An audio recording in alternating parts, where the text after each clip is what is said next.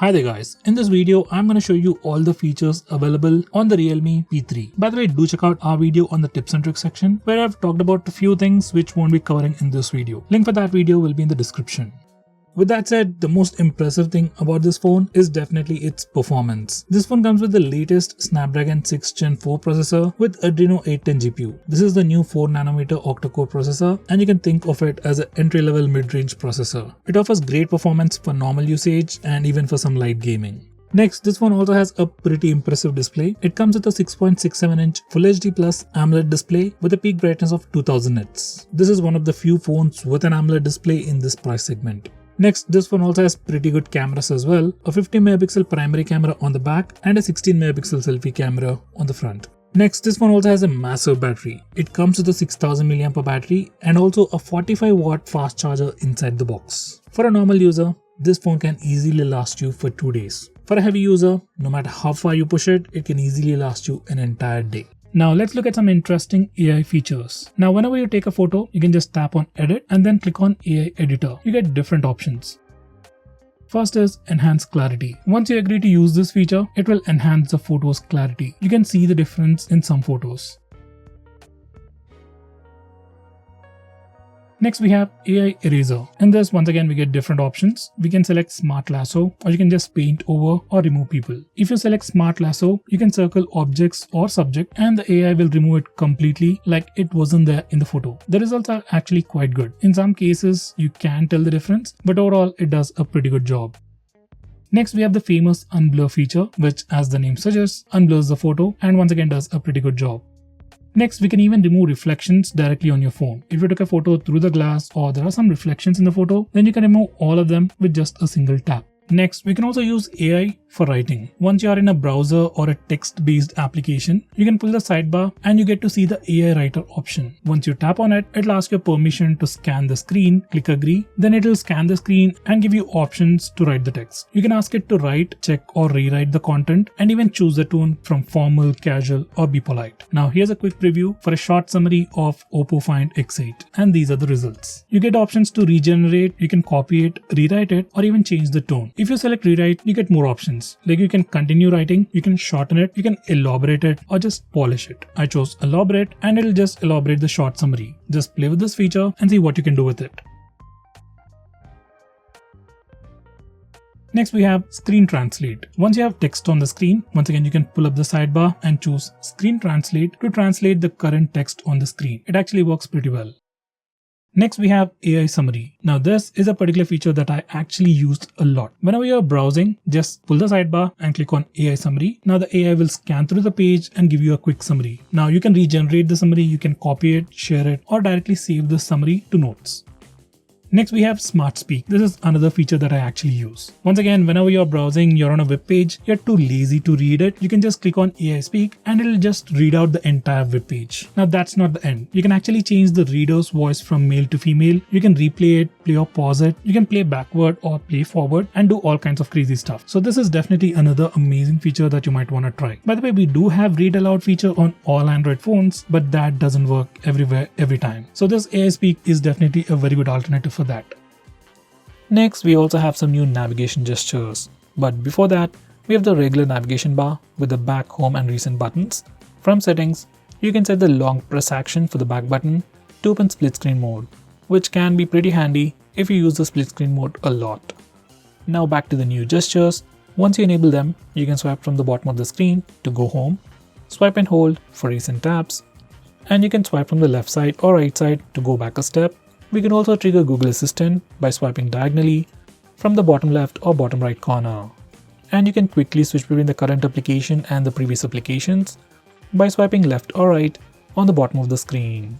Next, we have a brand new gesture which allows us to quickly switch between applications. You can enable it from the system navigation settings. Just enable the toggle, switch to previous app, and now you can just swipe and hold from the left or right edge of the screen to quickly switch between the current application and previous application. Actually, very few phones offer this particular feature and I personally really like it. So guys, definitely try this feature. Next we have split screen mode gesture. Now on this phone we have a 3-finger screen gesture to open split screen mode. You just need to swipe up using 3 fingers and it opens the current application in the split screen mode. Then you can select the second application from the list below. By the way, if this feature doesn't work, make sure to enable it from the settings, and once you're done, then you can just swipe up to open the split screen mode.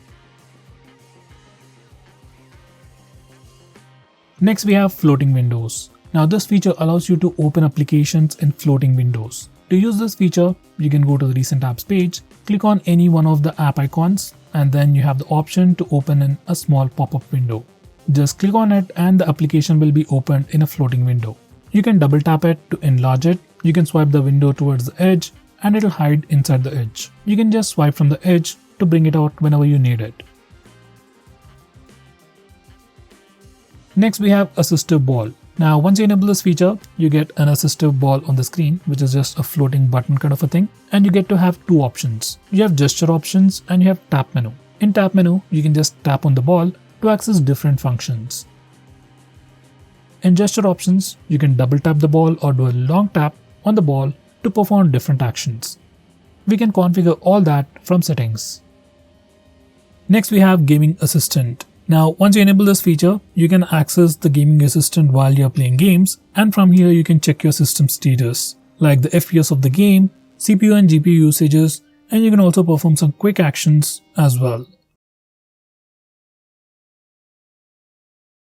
Next we have some pretty cool gestures. First we have raise to wake. Now once you enable this feature, you can just raise your phone from a flat surface and the screen lights up. If you are using face unlock feature, your screen lights up and takes you to the lock screen. If you are using face unlock feature, your phone can automatically unlock the phone as well, which can be pretty handy. Here's a preview once again.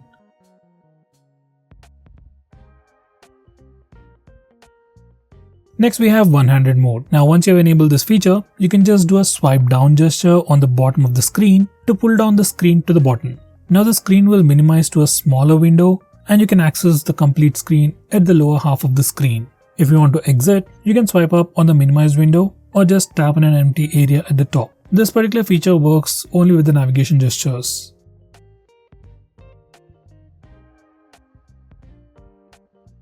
Next we have App Locker built into the phone. If you have any applications that hold sensitive information like net banking applications or payment based apps like Paytm, Google Pay or PhonePe, you can lock all those applications using this feature. It's a nice feature but has very limited options. If you're an advanced user, I'll suggest you to use a third-party application. Next we have App Cloner. Using this feature, we can create duplicate versions of a supported application. Basically using this feature, you can use 2 Facebook accounts, 2 Instagram accounts or 2 WhatsApp accounts on the same phone. It's a very good feature, but it's only supported for few applications. Next we have power menu. Now by default, whenever you press the power button, it'll trigger Google Assistant. But for some reason, if you want to use the power button to trigger Google Assistant and still want to access the power menu, this is what you need to do. Just press and hold the power button and the volume up button both at the same time and you get the power options. It's really not a feature, it's actually just a small tip. Next, we can also end calls using the power button. For it to work, you just need to enable this option, and whenever you are on a call, you can press the power button to end the call. This particular feature is particularly helpful for elderly people. Next, we have a pretty interesting feature called Auto Switch to Receiver. Now, once you enable this feature, whenever you're on a call, you can lift your phone to your ear to automatically switch to the receiver mode. This works when you are using the loudspeaker mode and want to instantly switch to earpiece. Next, we can also schedule to power on and power off your phone. Now using this feature, you can just select the time and your phone will auto power on and power off. I would recommend you to daily restart your phone for the best user experience. So you can schedule your phone to power off, let's say at 2 in the morning, and power on at 2:01 or 2:10 AM in the morning. So your phone will restart automatically and you'll have the best user experience. Next, we have some screen off gestures. First one would be double tap to wake. Now once you enable this feature, as the name suggests, you can just double tap the screen to wake it up. If you're already using face unlock feature on this phone, you can just double tap the screen to wake it up, then your front camera will see your face and then it will immediately unlock the phone. Overall, it gives you a very immersive experience. Next, we have music controls. Now once you enable this feature, you can draw less than or greater than symbols when the screen is off to play the previous or next songs, and then draw 2 parallel lines to play or pause music. Next, we have flip to mute. Now once you enable this feature, Now once you enable this feature, you can just flip your phone to mute an incoming call.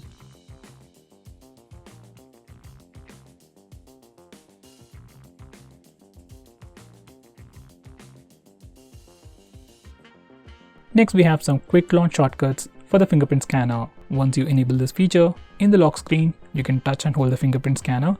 Even after the phone unlocks, just keep holding it and you will see some quick shortcuts. Now you can swipe your finger left or right to switch between these applications and release the finger to open that particular application.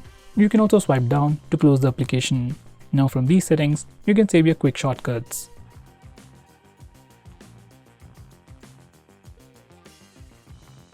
Next we have reading mode. Now reading mode on this phone is pretty unique. Once you enable this feature, your phone will automatically adjust the screen color temperature and make the display much more comfortable to read. You can either turn it on manually or schedule it to automatically turn on for few specific applications, say like Amazon Kindle or Google's Playbooks. It can also block peak notifications or heads-up notifications, which can be quite annoying, especially while reading. Next we have some launcher-based gestures. You have some cool gestures and you can tweak them from the launcher settings. On your home screen, you can do a swipe down gesture to pull down the notification bar. You can double tap in an empty area to put the phone to sleep. And finally, you can do a swipe up gesture to open the app drawer.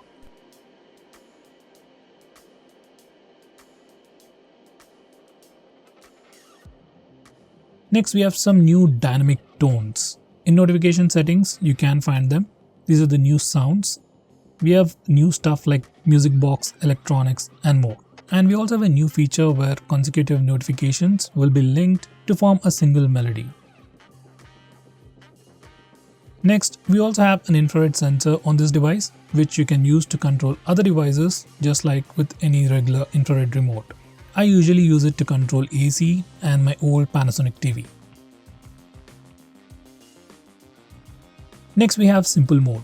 Now, this mode is really useful for elderly people who aren't tech savvy. So once you enable this mode, text and icon sizes are enlarged. It's much more easier to see, and the overall user interface is also slightly enlarged and overemphasized to be handy for elders.